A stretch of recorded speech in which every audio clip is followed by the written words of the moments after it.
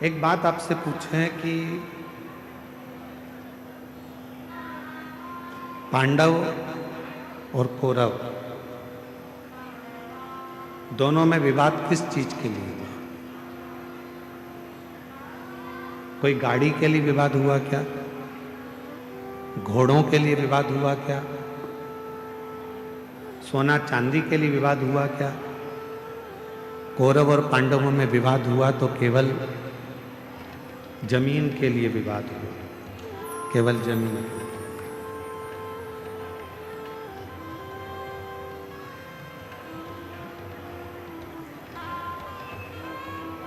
दोनों में बहुत विवाद छिड़ गया और केवल जमीन के लिए विवाद हुआ। अब हम आपसे पूछें,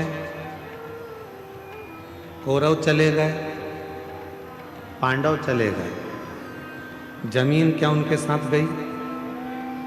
जम के तो बोलो। नहीं। कौरव गए, पांडव गए, पर जमीन उनके साथ नहीं गई। जमीन नहीं गई। जमीन वहीं की वहीं पड़ी हुई है, जमीन वहीं की वहीं है, जमीन कहीं नहीं गई, जमीन वहीं की वहीं रह गई। कौरव चले गए, पांडव चले गए, जमीन वहीं की वहीं पर छूट गई, वहीं छूट गई। कितना लड़े, कितना विवाद हुआ, पूरी की पूरी सेना चली गई, पूरा की पूरा कुल चले गया, पूरा की पूरा परिवार चले गया और जमीन वहीं की वहीं पड़ी रही। वहीं। अब हम आपसे एक बात कहें, कल सवेरे 8 बजे से 11 बजे तक कथा हो जाएगी। 11 बजे के बाद आप अपने घर चले जाओगे, जमीन साथ लेके जाओगे? बोलो तो जम के। नहीं ना। तो जहां जगह मिले, जैसी जगह मिले, जितनी देर बाबा का ये कथा मिल रहा है, 2 मिनट, 5 मिनट, आधा घंटा, 15 मिनट, 20 मिनट, 25 मिनट, जो मिल जाए, बाबा की उस कथा को दिल से सुनो, दिल से श्रवण कर लो, अपनी जिंदगी को धन्य बना लो, सार्थक बना लो, अपना जीवन धन्य कर लो।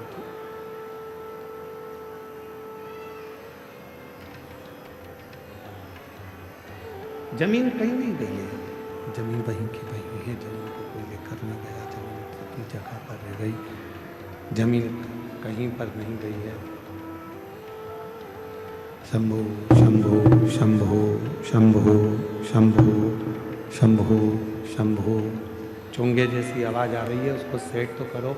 शंभो शंभो शंभो। जमीन कहीं नहीं गई, जमीन वहीं की वहीं रह गई है। कौरव चले गए, पांडव चले गए, पर जमीन वहीं है। शिव पुराण कह रही है, यदि मानव देह मिला है, मानव का शरीर मिला है, मनुष्य का शरीर मिला है, कान लगाओ मां, मानव का शरीर मिला है, मानव की देह मिली है, मनुष्य की देह अगर प्राप्त हुई है और हमने उस पूरी मानव की देह को, मानव के शरीर को मात्र विवादों में निकाल दिया और हम भगवान देवाधिदेव महादेव का कोई भजन ना कर पाए, कोई संवाद ना कर पाए, तो आपकी और हमारी जिंदगी दोनों ही व्यर्थ है, दोनों ही व्यर्थ। और मैंने तेरे ही भरोसे बाबा, तेरे ही भरोसे हवा उड़ती जागी, बाबा डोर हतो छठी नाम कटी जागी। भोले मैं तेरी कदम शंभो मैं तेरी। हमारा पूरा जीवन, हमारा पूरा समय हम विवादों में निकाल दिए तो फिर हमारा जीवन व्यर्थ चलेगा, व्यर्थ निकलेगा। उस जीवन को श्रेष्ठ कैसे बनाए? मान लो बहुत बड़ा रोग हमारी जिंदगी में आ गया, बहुत बड़ी बीमारी हमारी जिंदगी में आ गई, डॉक्टर की दवाई भी ले रहे हो, इलाज भी करवा रहे हो, जांचें भी करवा रहे हो, सब कुछ कर रहे हो, सब कुछ। उसके बाद भी यदि आराम नहीं लग रहा, उसके बाद भी अगर हमको हमारे शरीर में आराम नहीं लग रहा तो फिर हम क्या करें? बहुत सावधानी से सुनिएगा कथा को, ध्यान लगाइएगा जरा, बहुत सावधानी से। जब लग रहा है कि मैं डॉक्टर की दवाई खा रहा हूं, जब लग रहा है कि मैं दवाइयां खा रही हूं, जांचें भी करा रही हूं, इसके बाद भी मेरे शरीर पर दवाई असर नहीं कर रही, मेरा स्वास्थ्य ठीक नहीं हो रहा, तब 2 लोटा जल लीजिए, 5 बेलपत्री शिव जी पर चढ़ा दीजिए और जल की धार दोनों हाथों से धीरे धीरे कुंदकेश्वर महादेव का नाम लेकर जल की धार चढ़ाना प्रारंभ करें। 1 बेलपत्र और शिव जी पे चढ़ा हुआ जल लेकर आ जाइए। जल को सुबह पी लीजिए, बेलपत्र को प्रदोष काल के समय पर चबा चबा कर खाना प्रारंभ कर लीजिए। दवाई लगना चालू हो जाएगी, शरीर को आराम लगना प्रारंभ हो। दवा नहीं छोड़ना है। हम पहले भी अपनी कथा में कहे, डॉक्टर शंकर भगवान का एक रूप होता है, शिव का एक स्वरूप है डॉक्टर। डॉक्टर बोले दवा लो, लेते रहो, डॉक्टर बोले जांच कराओ, जांच कराओ। डॉक्टर की दवा खाते खाते हमको दवा के साथ में थोड़ी सी भगवान देवादिदेव महादेव की दुआ की जरूरत है। दवा और दुआ दोनों साथ चलेगी तो तुम शीघ्र अतिशीघ्र स्वस्थ हो। कई लोग ऐसे भी हैं संसार में जो आडंबर में फंसे हुए हैं, ढोंग में फंसे हुए हैं, पाखंड में फंसे हुए हैं। किसी के यहाँ जाकर पूछ लिया कि मेरा शरीर में ऐसा हो गया, किसी ने कह दिया तुम्हारे रिश्तेदार ने ऐसा कर दिया, तुम्हारे परिवार वाले ने ऐसा कर दिया, इसलिए तुम्हारे साथ में ऐसा हो गया। हम उसके पीछे पड़ गए और हमने इलाज नहीं करवाया, आखिरी में हमारा शरीर और बेकार हो गया।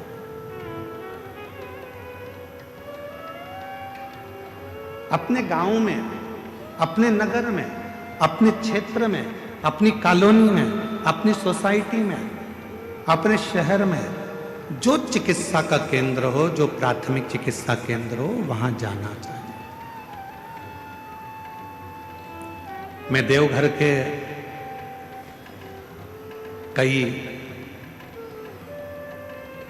मैं इस देवघर के कई बेटा बेटियों को बहुत बहुत धन्यवाद देना चाहूंगा। इस देवघर के कई बिहार से आए हुए बेटा बेटियों को मैं धन्यवाद देना चाहूंगा।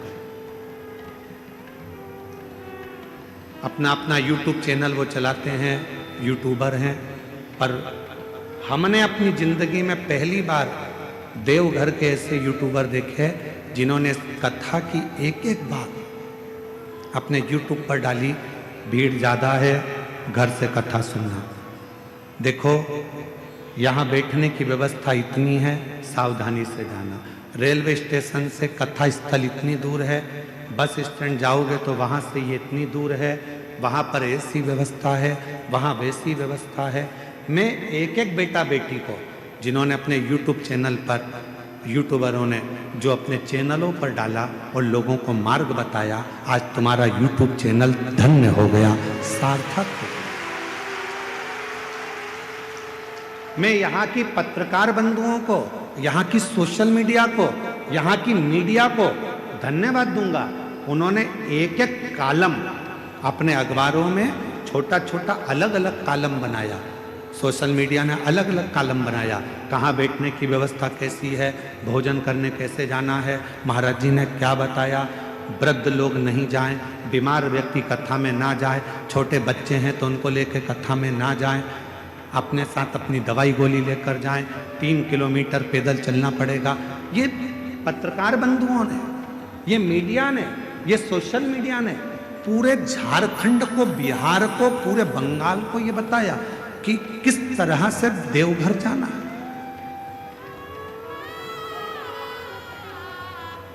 किस तरह से देवघर के कई बेटा बेटी रात्रि को चाय बना बना के लोगों को पिला रहे हैं, देवघर के कई बेटा बेटी रात्रि को कम्बल बांट रहे हैं, देवघर के कई बेटा बेटी रात्रि को किसी को डॉक्टर की जरूरत पड़ जाती है तो हाथ पकड़कर उसको हॉस्पिटल तक लेकर जा रहे हैं। ये देवघर है जहां मेरा शंकर बसता है। ये देवघर है जिसके बच्चे बच्चे में मेरा शंकर बसता है। ये देवघर है जहां की बेटी के हृदय में स्वयं शिव और शक्ति बसता है। ये इस देवघर को पहचानना बहुत कठिन है। देवघर को जो पहचान गया, देवघर को जो जान गया, उसने अपनी जिंदगी सार्थक कर ली। सार्थक।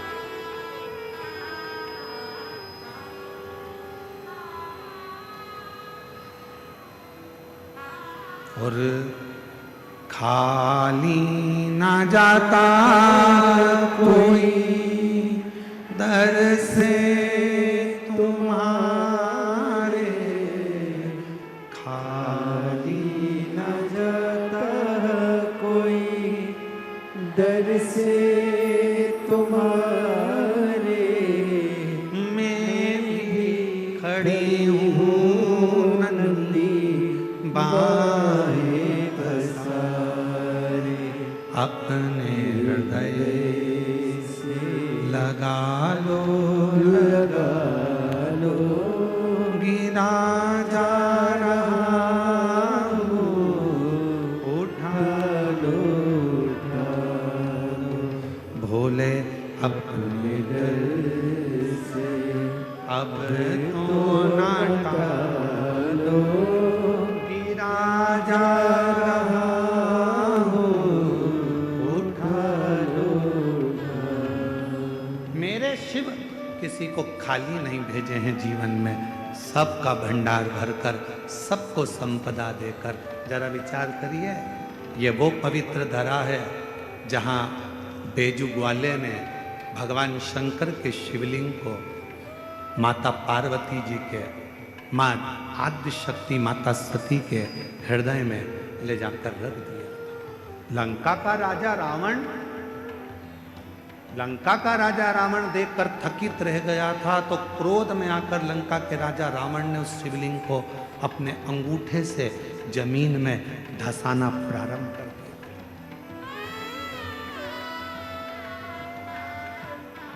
पहले तो शिवलिंग उठाना चाहा पर उठा ही नहीं। जब शिवलिंग नहीं उठा तब अपने अंगूठे से भूमि पे उसको दबाना पड़ा।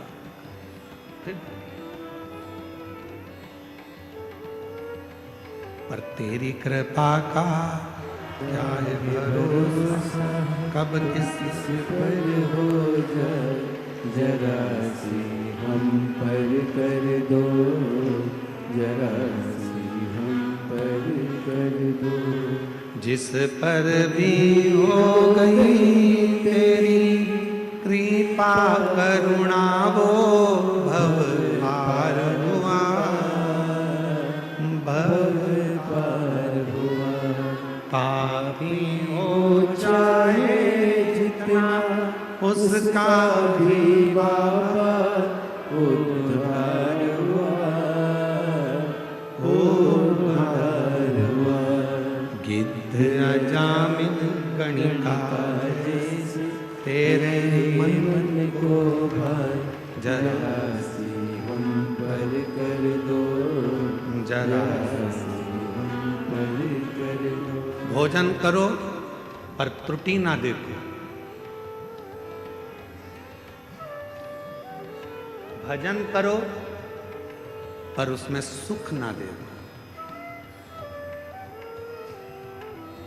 तुम सोचो कि मैं कथा में जा रही हूं और मुझे अच्छी जगह मिल जाएगी, मैं बैठ जाऊंगी कथा सुनने के लिए, मुझे अच्छी जगह मिल जाएगी, अच्छी जगह पे मैं जाके बैठ जाऊंगी। बिल्कुल दूसरी कथा में जाओगे तो जगह अच्छी मिल सकती है, पर शिव पुराण में तो शंकर भगवान के जैसे गण रहते हैं और शंकर भगवान का जैसे कैलाश रहता है वैसे ही तुम्हें जाना है और वैसे ही बैठना है और वैसे ही श्रवण।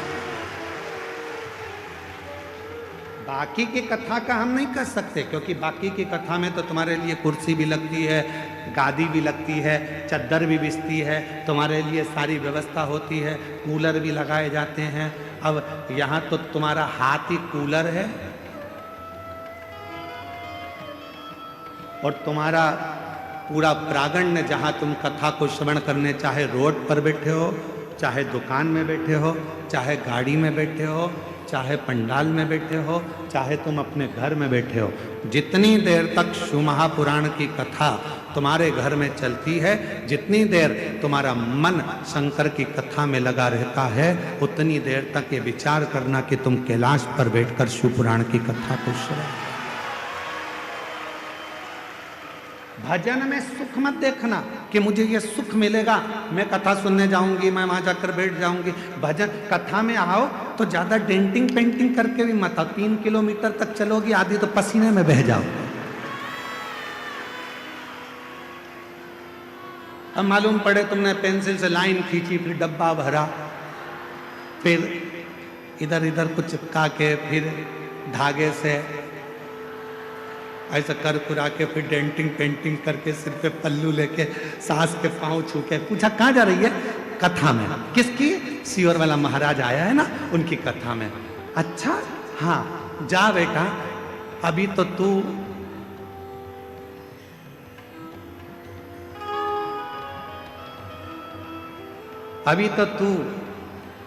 बहुत सुंदर बनकर जा रही है। जब वहां से आएगी ना, मम्मी, ओ मम्मी, मम्मी बोली हाँ बेटा, आ गई कथा में से? ऐसा लग रहा है जैसे युद्ध लड़के आई है, ऐसा लग रहा है जैसे तू युद्ध लड़के आई। शंभु शरणे पड़ी मांगो घड़ी रे घड़ी, दुख काटो दया करी निदर्शन आपो। शंभु शरण पड़े मांगो घड़ी रे घड़ी, दुख काटो दया करी निदर्शन आपो। शिव कथा में आए, सुख मत देखना। शिव कथा में आप सोचो कि मुझे बैठने की जगह मिल, ना ना, आपको जहां जगह मिल जाए वहीं बैठ जाओ। किसी को कष्ट मत दो, किसी को परेशान मत करो, तो समझना कि तुम्हारा कथा में जाना सार्थक हो गया, तुम कथा में पहुंच। अब मालूम पड़ा दर्शन के चक्कर में, देखने के चक्कर में, कथा के चक्कर में एक दूसरे को परेशान कर रहे हो, कष्ट दे रहे हो, और तुम सोचो कि भगवान की कृपा हो जाए। फिर मेरा भोले बाबा कृपा नहीं कर सकता, करुणा नहीं कर सकता, दया। जहां मिले, रोड पर मिले, रोड पर जहां मिल जाए वहां शांति से बैठो, कथा को सुनो, तो शब्द कानों में जाएगा, भगवान का नाम लेना, भगवान का भजन करना। तो भोजन में खोट मत ढूंढना, भजन में सुख मत ढूंढना। इसमें सुख मिलेगा, हमें बैठने की व्यवस्था अच्छी मिलेगी, धन अच्छा मिलेगा, ना ना, भजन करने बैठो तो ये विचार कर कर बैठना। जब भी बाबा वैद्यनाथ जी के दर्शन के लिए जाओ, देवघर की पवित्र भूमि पर आओ और बाबा के जब दर्शन करो तब बाबा से विनय करना, बाबा इतनी कृपा करना जैसे तेरे घर में गणेश जी हैं, तेरे घर में जगत जननी अम्बा है, तेरे घर में षडानंद कार्तिकेय हैं, तेरे घर में सारे भक्त हैं, तेरे घर में लक्ष्मी है, तेरे घर में नारायण है, तेरे घर में सारा सुख है। मेरे देवघर वाले बाबा, मेरे घर में तू आकर बैठ जाना, वो भी तेरा घर है और मेरे घर में भी सब संपदा भर देना। ये तेरी, ये तेरी, ये तेरी करुणा।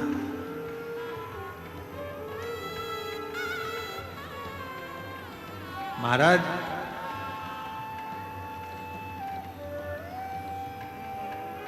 बालों को काला करो,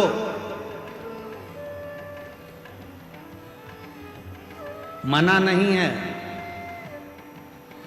बालों को काला करो मना नहीं है, पर बालों के चक्कर में गालों को काला करो ये ठीक नहीं है।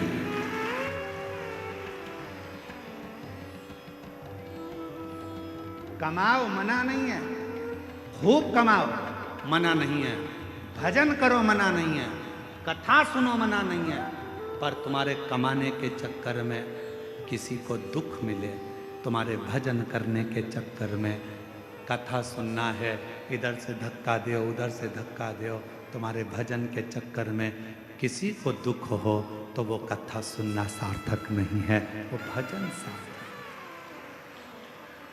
वो श्रेष्ठता नहीं। बाल काले करो मना नहीं है, पर बाल के चक्कर में गाल काले मत कर लेना। भजन करो मना नहीं है, कमाओ मना नहीं है, दुकान चलाओ, व्यापार करो, नौकरी करो, सर्विस करो, जब तक तुम्हारा शरीर भगवान ने अच्छा बना कर रखा है, मेरा भोले बाबा तुमको स्वस्थ बना कर रखा है, इस शरीर से खूब कमाओ मना नहीं है। मेरा कुबेर भंडारी, मेरा वैद्यनाथ बाबा, तुम सबके घर के खूब भंडार भरे। हम बाबा से यही प्रार्थना करते हैं कि बाबा ये शरीर श्रेष्ठ है, खूब कमाओ, खूब आगे बढ़ो। पर कभी कभी ऐसी जिंदगी में आ जाता है कि हमारे जीवन में एक आध समय ऐसा आता है कि खूब होने के बाद भी धीरे धीरे धीरे धीरे वो कम हो जाता है। उसका कारण क्या है? शिव महापुराण का एक सुंदर चरित्र है। भगवान शंकर का एक बड़ा सुंदर चरित्र, बड़ा सुंदर चरित्र शिव महापुराण में आता है। एक सुख नाम के राजा थे। बहुत सावधानी से सुनना, आज कथा का छठा दिन है। आज कथा की शिवरात्रि है। कल कथा पंडाल में सुबह 8 बजे से 11 बजे तक हो जाएगी। 1 बजे टीवी पर आएगी। बहुत सावधानी से कथा का रसतत्व ग्रहण करिएगा। बहुत दूर दूर से आए हो, 200-500 रुपये खर्च कर कर आए हो, बहुत ध्यान लगाना। आज कथा के बाद में बाबा से विनती कर, झोली पसार कर कर कह कर जाना, मेरी झोली तू भरना, 3 महीने में मुझे जो मांगा है वो दे देना, फिर कथा के पंडाल में जाकर पत्र अवश्य लिख कर दो। महाराज, एक सुख नाम के राजा थे। पांड्य देश में रहते थे। बहुत अच्छा वैभव था उनका, बहुत धन था उनके पास, कोई संपदा की कमी नहीं थी उनके पास, बहुत वैभव। धर्मपत्नी भी बहुत अच्छी थी। बच्चे थे वो भी अच्छे थे।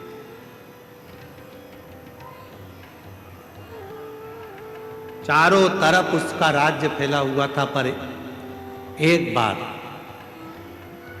नगर में अकाल पड़ गया। अकाल, वृक्ष फल नहीं देते, अन्न नहीं होता, पीने का पानी नहीं है। जितनी राज्य में घोड़े थे, हाथी थे, सेना थी, रथ थे, सब धीरे धीरे वो घोड़े हाथी बीमार होते चले गए, मरते चले गए। अकाल।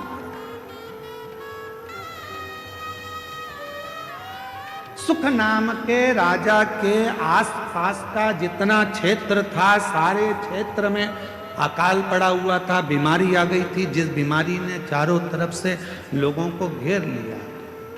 बीमारी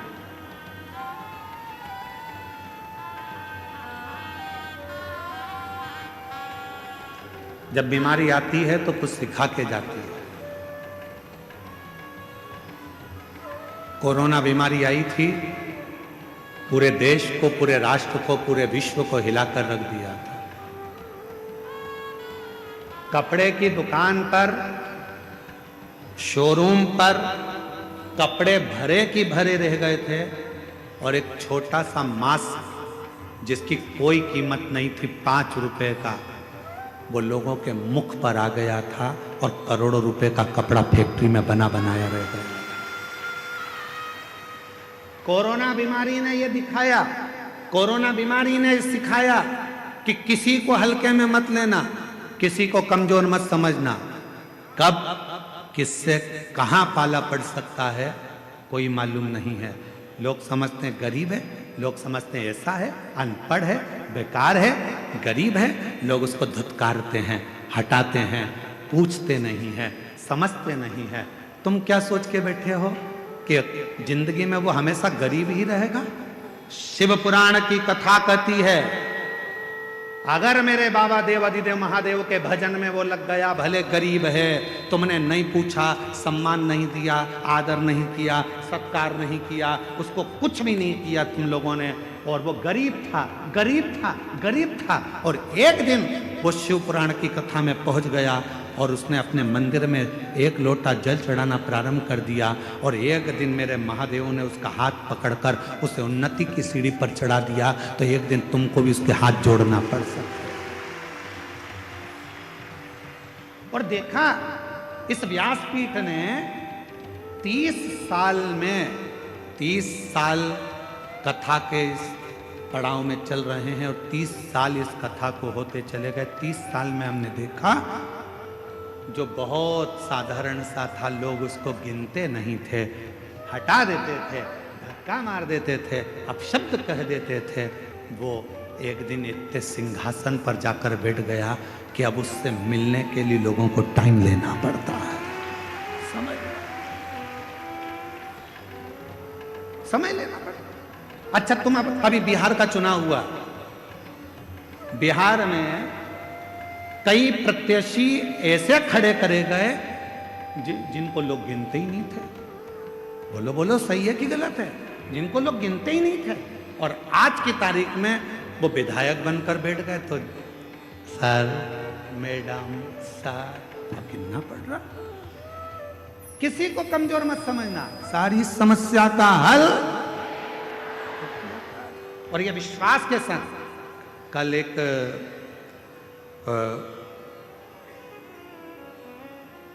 बिहार के ही एक क्षेत्र के, कल एक एसडीएम और एक कोई कलेक्टर महोदय दोनों आए थे।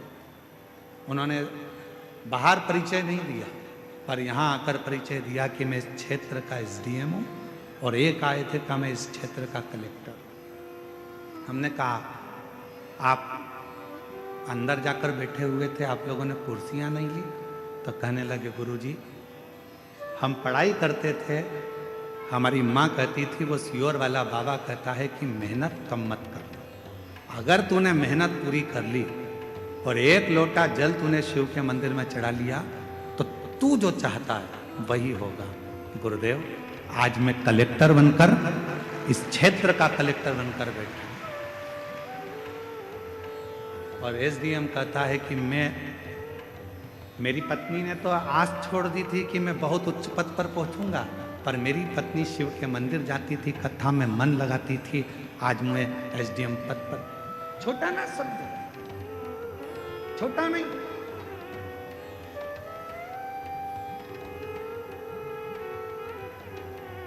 साधारण ना समझे। तेरी कृपा का काहे भरोसा, कब किस पर हो जाए, जरा से हम पर कर दो, जरा से हम पर छोटा ना समझे। कौन छोटा कब बढ़ जाएगा कोई भरोसा नहीं। कोई बहुत दादा बनता है, पहलवान बनता है, बहुत सूरमा बनता है, एक दिन शरीर में ना जाने कौन सा रोग लग जाएगा, पलंग पर पड़ा रह जाएगा। इसलिए न तन का अहंकार करो, ना धन का अहंकार करो। यदि अहंकार करना ही है तो अपने देव अधिदेव महादेव की भक्ति का अहंकार करो, शिव भक्ति का। बड़े बड़े सूरमा भी सैया पर लेट जाते हैं।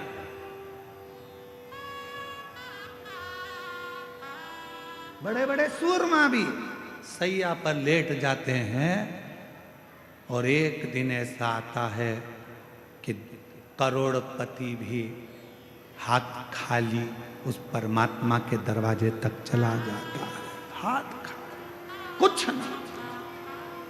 पांड्य देश का राजा सुख, धन बहुत था, वैभव बहुत था, सत्ता बहुत थी, संपदा बहुत थी, सब कुछ था, पर किसने समय जाना अकाल पड़ गया। राज्य के हाथी घोड़ा सब मर गए, बीमारियां लग गई, लोग होन बीमार पड़ने लगे, मरने लगे। अकाल था, कुछ खाने को नहीं मिला, पानी पीने को नहीं मिला, कुछ भी नहीं मिला, कुछ। पास के राज्य के राजाओं को मालूम पड़ा कि पांड्य देश पर ये अकाल पड़ गया है, अच्छा मौका है, आक्रमण करो और आक्रमण करके इस राज्य पर अपना हक जता दो।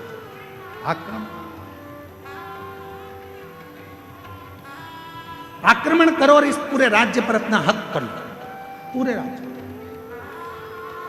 ध्यान देना थोड़ा सा, बहुत सावधानी का कथा है आज की, बहुत सावधानी। सुख के साथी हजारों हैं, जब दुख पड़ा तब। धन के साथी हजारों हैं, जब धन ही नहीं तो। श्री राम के संग हजारों सखा, वनवास हुआ तब। माता सीता के संग हजारों सखी, हरण हुआ तब। बावारी दुनिया मतलब की दुनिया में किसी का, किसका कौन है? किसी का कौन? महाराज राजा सुख केवल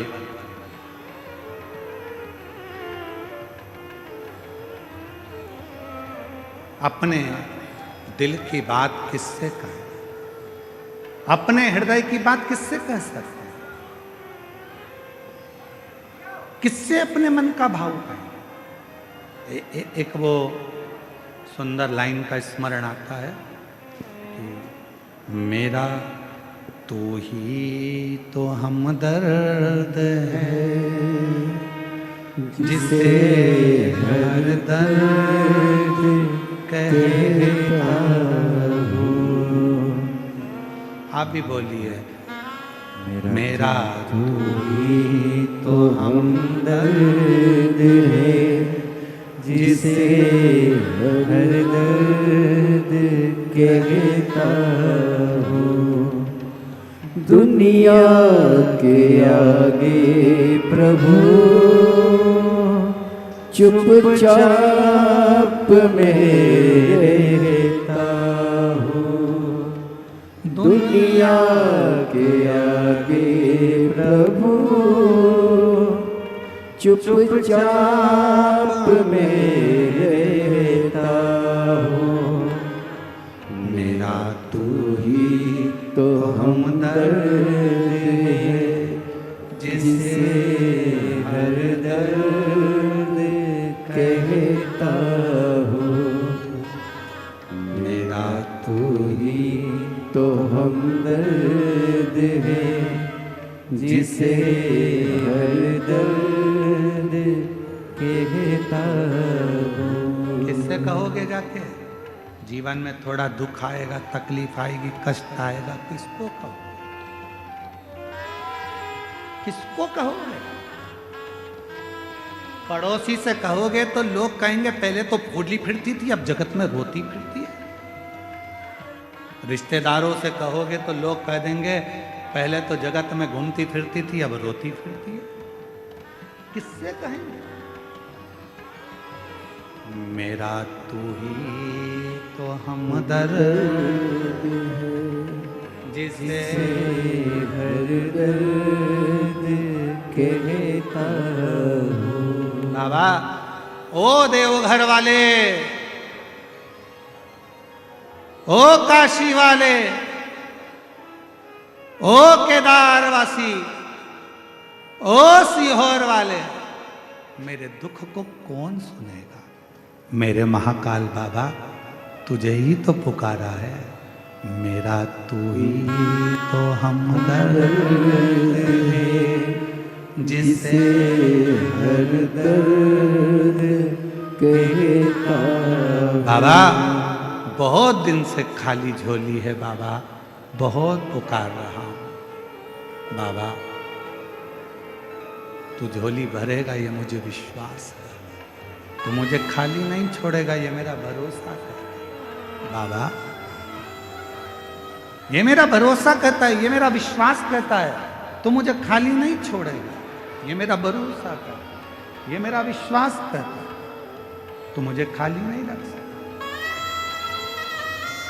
और शंभु शरण पड़ी मांगो घड़ी रे घड़ी दुख काटो दया करी दर्शन आपो। शंभु शरण पड़ी मांगो घड़ी रे घड़ी। हमारे बीच में डॉक्टर साहब दुबे जी सांसद महोदय पधारे हैं, जोरदार ताली बजाओ। डॉक्टर श्री निशिकांत जी दुबे जी सांसद महोदय, जिनका इस कथा में, इस पूर्ण कथा के अंदर बहुत बहुत प्रत्यक्ष और अप्रत्यक्ष सहयोग रहा है। एक बार जोरदार ताली बजाकर साधुवाद।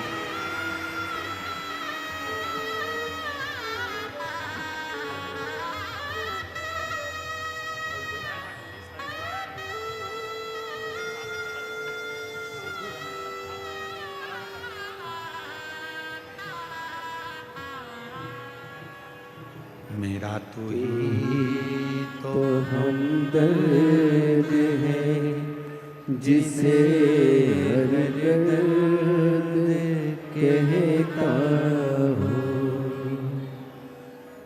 दुनिया के आगे प्रभु चुपचाप में रहता हूँ। दुनिया के आगे प्रभु चुपचाप में रहता हूँ। मेरा तू ही तो हमदर्द है जिसे हर दर्द कहता हूँ।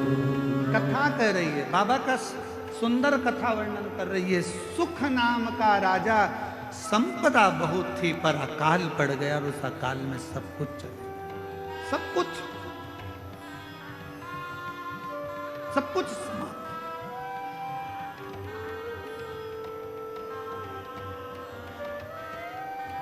अब राजा के ऊपर आसपास के राज्य के राजाओं ने आक्रमण कर दिया।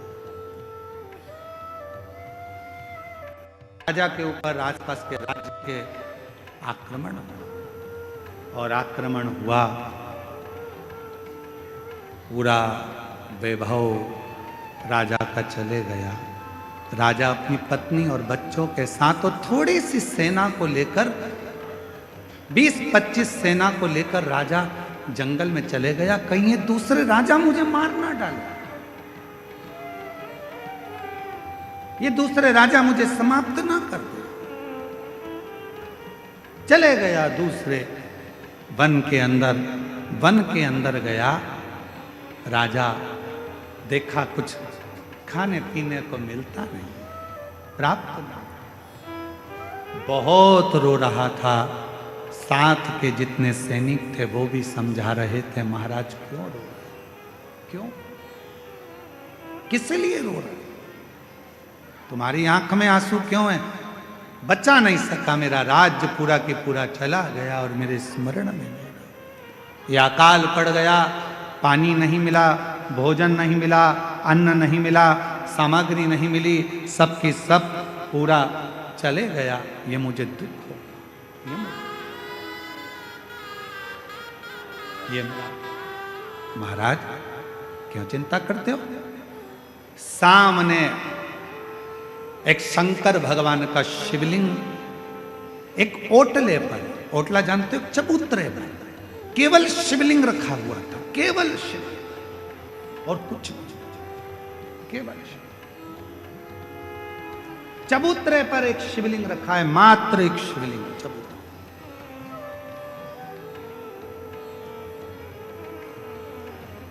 सुख राजा क्या देखता है कि वहां से एक कोई पथिक जल चढ़ाकर, जल लेकर आ रहा था।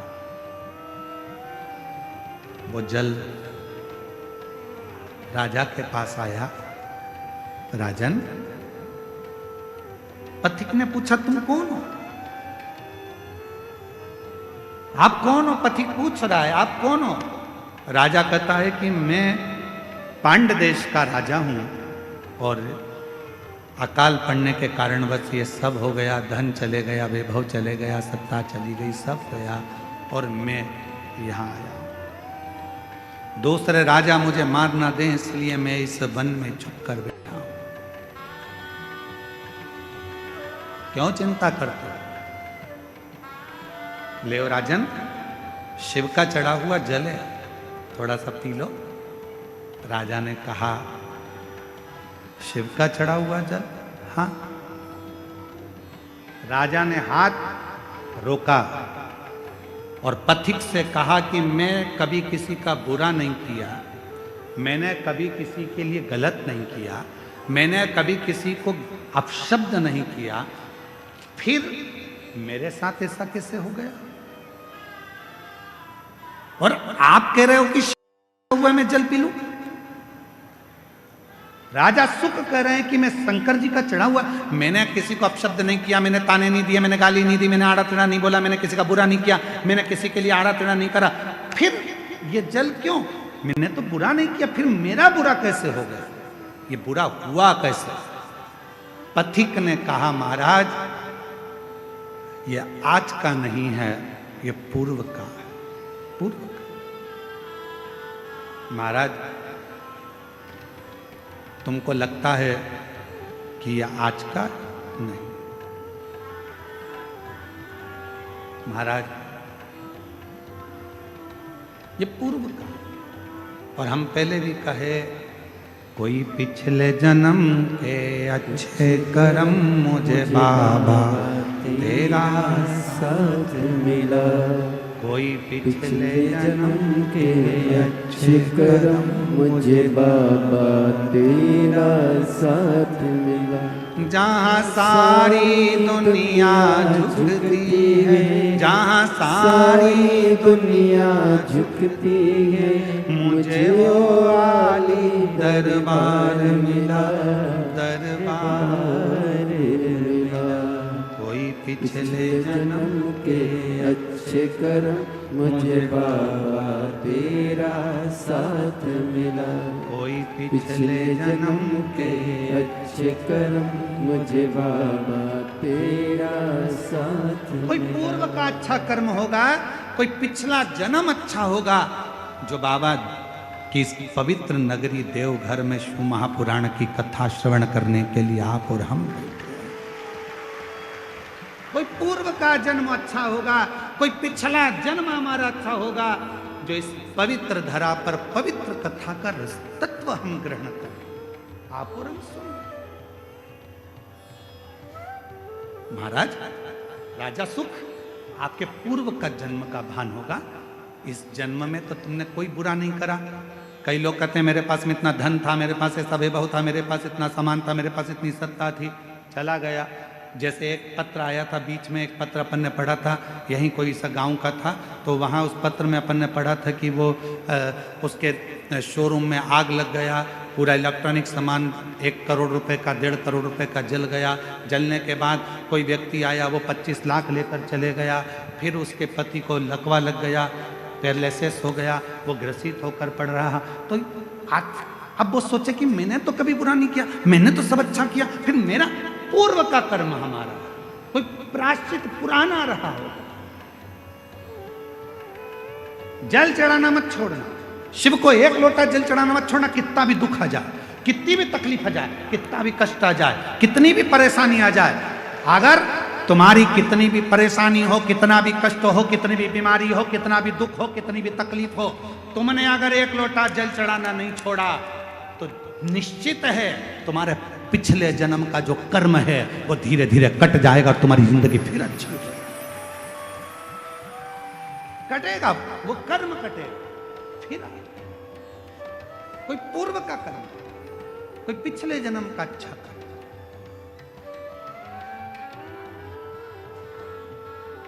मैं माननीय सांसद महोदय डॉक्टर निशिकांत जी दुबे जी साहब को भी धन्यवाद दूंगा कि आपके पूर्वजों का, माता पिता का और कहीं देवघर वाला मेरे भोले बाबा का आप पर भी बड़ा आशीर्वाद है।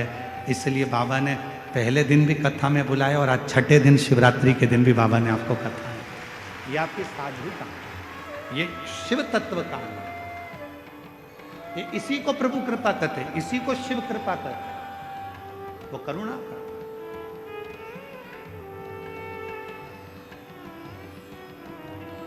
सुख तुम्हारे पूर्व जन्म का कोई भान होगा, पूर्व जन्म, पूर्व से।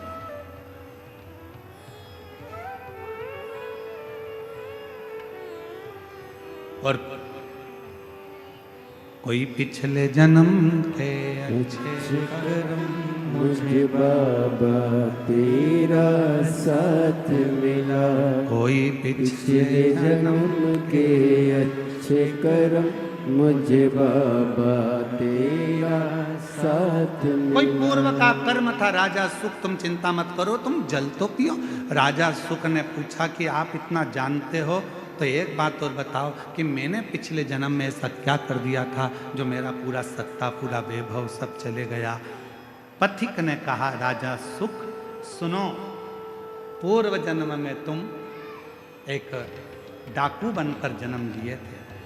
मारना, काटना, बेकार करना, कष्ट देना, सब करा, सब किया। लोगों का अन्न छुड़ा लिया, लोगों का वैभव छुड़ा लिया, इसलिए तुम्हारी सत्ता, तुम्हारा वैभव चले गया। राजा सुख ने कहा, यदि तुम कहते हो कि मैं पूर्व में डाकू था तो फिर इस जन्म में राजा कैसे बन गया? फिर इस जन्म में मुझे राजा का जन्म कैसे मिल गया? फिर इस जन्म में मेरे हाथी घोड़े कैसे हो गए? फिर इस जन्म में मेरी पत्नी बच्चे कैसे मिल गए? इस जन्म में मैंने सुख कैसे पा लिया? तब पथिक ने कहा, महाराज तुमने जिंदगी में एक काम करा, तुम भले डाकू बने, एक बार तुम्हारे शरीर में रोग हो गया, रोग होने के कारण तुम वन में औषधि ढूंढने गए। औषधि ढूंढने के लिए जब गए तुम्हें प्यास लगी, प्यास लगी तो तुम्हारे पास में पानी नहीं था, पानी नहीं था। एक शंकर का शिवलिंग देखा, उस शिवलिंग के पास में एक पात्र भरा हुआ रखा था, उस पात्र को तुमने उठा लिया, देखा शंकर के शिवलिंग पर बहुत सारा कुछ ना कुछ पदार्थ लगा था, तुमने वही पानी शिव पर डाल दिया और उसी पानी को झेलकर तुमने पी लिया, जिसके फलस्वरूप तुम्हें इस जन्म में राजा का जन्म मिला, पत्नी मिली, बच्चे मिले, घर मिला, परिवार मिला, सुख मिला, सब कुछ मिला। पर पिछले जन्म का एक पुण्य तुम्हारे को राजा बना देता है, पिछले जन्म का कुछ पुण्य तुम्हारे को फिर उस राज्य को छुड़ा लेता है। हाथ जोड़ लिए सुख ने, आप बताओ महाराज, आप आज्ञा दो, अब मुझे वो राज्य कैसे मिलेगा? तब पथिक ने कहा, उस राज्य को पाने का सबसे सुंदर तरीका है, शंकर के शिवलिंग के पास जाओ और शिव को फिर एक लोटा जल चढ़ाना प्रारंभ करो, वो सुख वापिस मिल जाए। हमसे लोग पूछते हैं एक लोटे जल में क्या है? एक लोटे जल में ऐसा क्या है, एक लोटे जल में इतना वैभव कैसे है, एक लोटे जल में इतना सुख कैसे है, एक लोटा जल सारी समस्या का हल कैसे हो सकता है, एक लोटा जल श्री शिवाय नमस्तुभ्यम सारे दुखों को कैसे हर सकता है। आखिर इस मंत्र में, आखिर इस जल में ऐसा होता क्या है। हम कहते हैं हमसे मत पूछो, तुम्हारी जिंदगी में तकलीफ आए तो चढ़ा के देखो, प्रैक्टिकल करके देखो कि तुम्हें उसमें फायदा मिल रहा है कि नहीं मिल रहा है। मेरे बाबा तुम्हारा हाथ पकड़ रहे हैं कि नहीं पकड़ रहे, वो चाहे, वो कृपा करे, वो करुणा करे।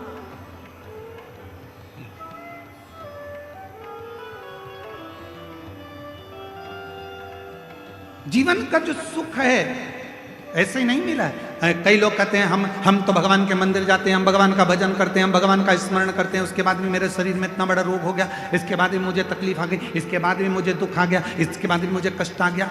रोना नहीं, दुख मत होना, एक लोटा जल चढ़ाते रहना। हमारे पूर्व का कोई कर्म होगा उसको काटना है हमें, हो सकता है और तकलीफ आए उसको हमें काटना, उसे कष्ट को हमें मिटाना।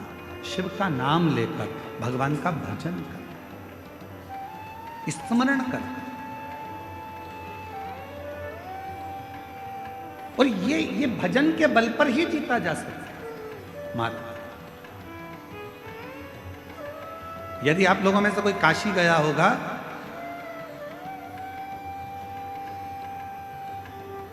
तो काशी में एक जगेश्वर महादेव है। जगेश्वर महादेव काशी में विराजमान। कभी आप लोगों में से कोई गया होगा, स्मरण रखिएगा, काशी अगर कोई गया। एक होता है शमी का पौधा, एक होता है मंदार का पौधा। मंदार जानते हो सब लोग, बोलो तो जम के।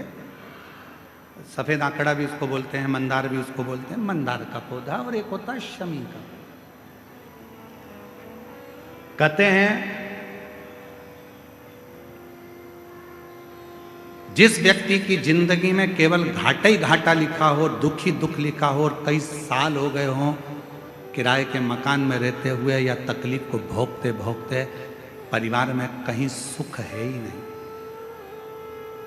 दो पौधे को याद रखना। और दोनों पौधे की कथा हमने पूर्व में सुना चुके, मंदार और शमी। दोनों की कथा सुनाइए कि ये कौन से मुनि थे, कौन से ऋषि के बेटे थे, ये मंदार और शमी किसके पुत्र थे, सब कथा सुने। आप YouTube पर सर्च करिएगा तो आपको कथा पूरी मिल जाएगी। आप उसको सुनिए। जिसकी जिंदगी में दुख ही दुख लिखा, कष्ट ही कष्ट लिखा, परेशानी परेशानी लिखी, तो मंदार और शमी ये दो पौधे ऐसे हैं जो जीवन में सुख प्रदान करते हैं। एक नियम बना लो, 12 महीने शिवरात्रि आती है, हर महीने शिवरात्रि पड़ती है, महीने में 2 बार प्रदोष पड़ती है। या तो प्रदोष का नियम बनाओ या शिवरात्रि का नियम बनाओ। एक काम करना चालू करो, थोड़ी सी मिट्टी शमी के पेड़ के नीचे की और थोड़ी सी मिट्टी मंदार के पौधे के नीचे की, दोनों को लाओ, अच्छा मिलाकर उसका एक शिवलिंग का निर्माण करो और उस शिवलिंग का पूजन प्रदोष काल में शाम के समय शिवलिंग के सामने 2 घी के दिए जलाकर, जैसी घर में पूजन करते हो वैसी की वैसी पूजन करो, आरती करो, थोड़ा सा भोग लगाकर निवेदन कर उस शिवलिंग का बाद में विसर्जन करो। 5 या 7 प्रदोष कर लो या 5 या 7 शिवरात्रि कर लो। आपको किसी के आगे हाथ नहीं फैलाना पड़ेगा। मेरा देव अधिदेव महादेव स्वयं भंडार भरना प्रारंभ कर दे, स्वयं शिव भंडार भरेगा। मंदार और शमी के वृक्ष के नीचे का वो फल होता है जो सुख देगा, जो सुख देगा।